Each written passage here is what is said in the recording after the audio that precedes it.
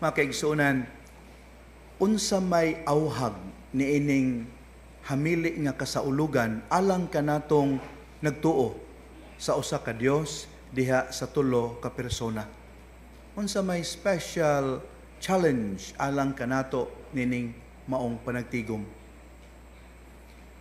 Gihagit kita makaigsunan nga sa atong pagsaulog sa solemnidad sa Santissima Trinidad, atong sudungon ang maong kamatuoran, isip salamin.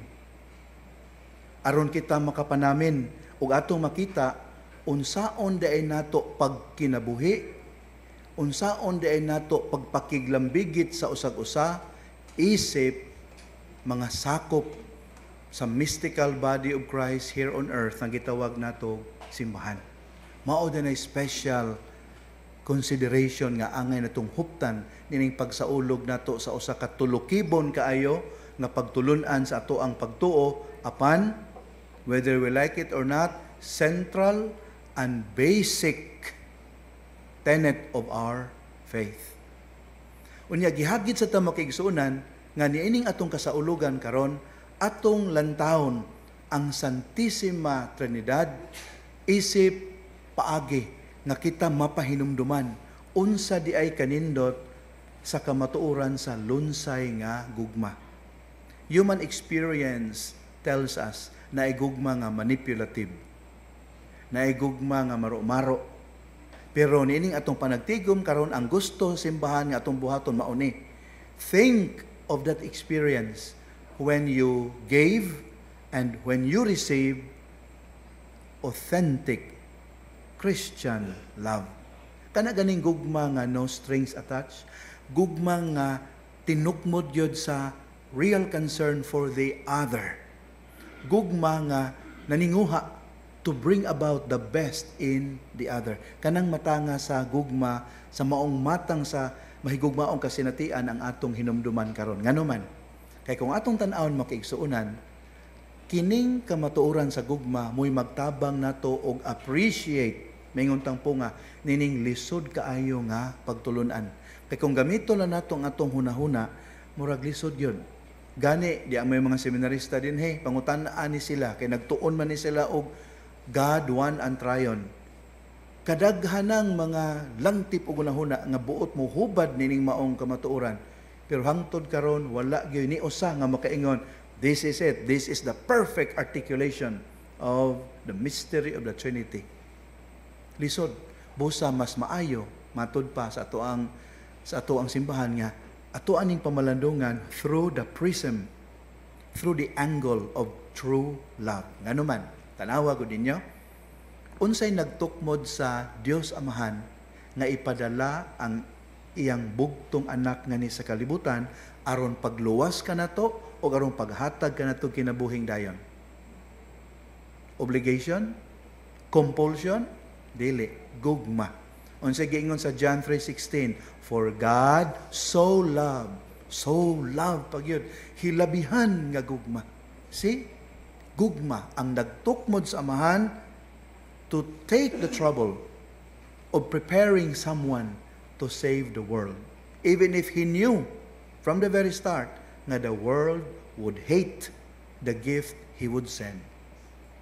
Natanawa, unsa po'y nagtukmod ni Kristo sa pagsugot sa kabubuton sa Amahan, even unto death. Aron tagaan tagpanag-ingnan, how is it to fulfill God's commandments out of love? Unsay nagtukmod kang Kristo? Kahadlok sa iyang Amahan? Dili sad. Gugma.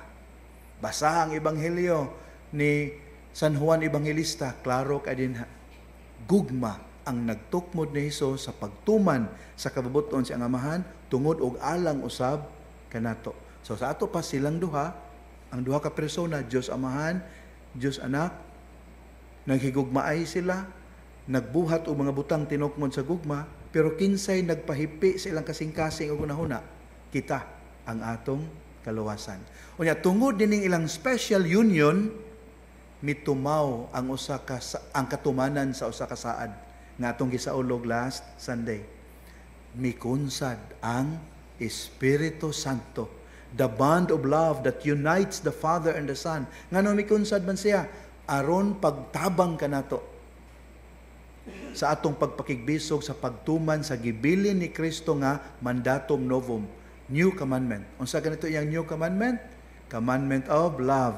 Love one another as I have loved you. Nya lisod man na.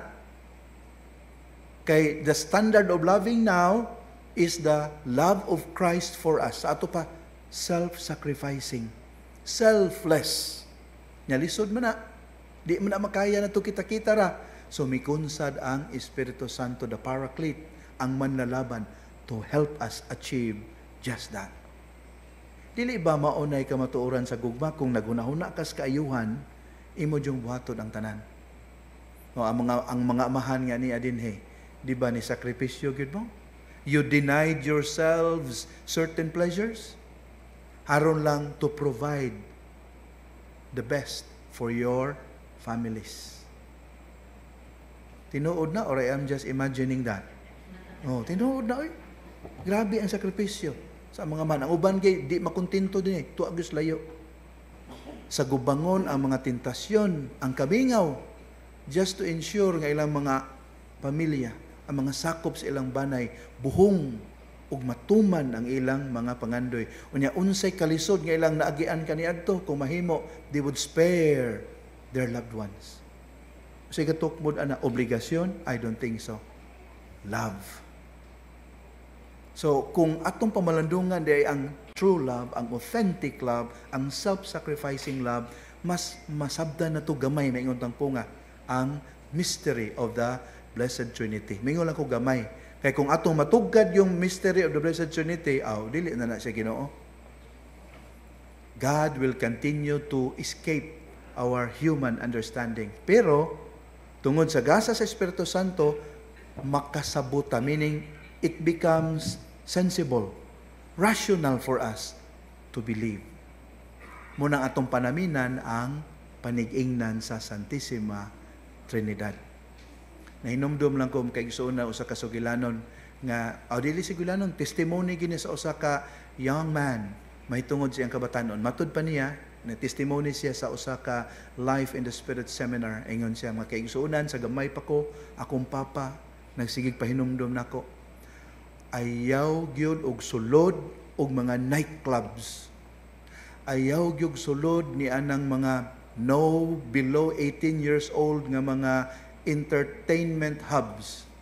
Ngano man pa, daghan kang makita diha nga dili nimo angay makita.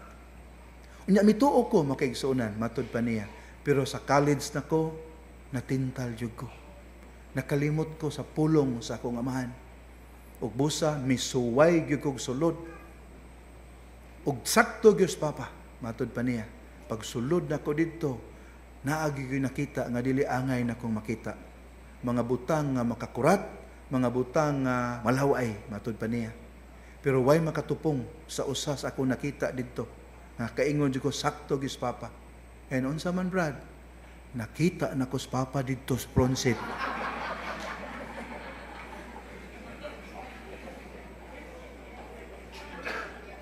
Pero di ta makuyawan, makaigsunan nga mao ni atong mahiaguman kung maminaw ta sa tambag sa simbahan by making the Trinity as our mirror. Ngano man, hingpit ang katilingban sa Santissima Trinidad.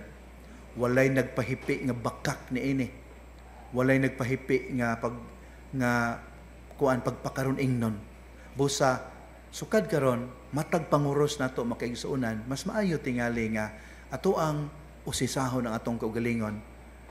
Tinukmod ba kining akong kinabuhi, kining akong mga pulong, kining akong mga buhat sa gugma nga maoy naghimo sa Santissima Trinidad nga perfect community of love? Am I governed by love? Do I do things because of this love for God and love for neighbor? Yan ang pagiha, ang atong pagpanguros, dili na mahimong force of habit, kundi real profession of faith.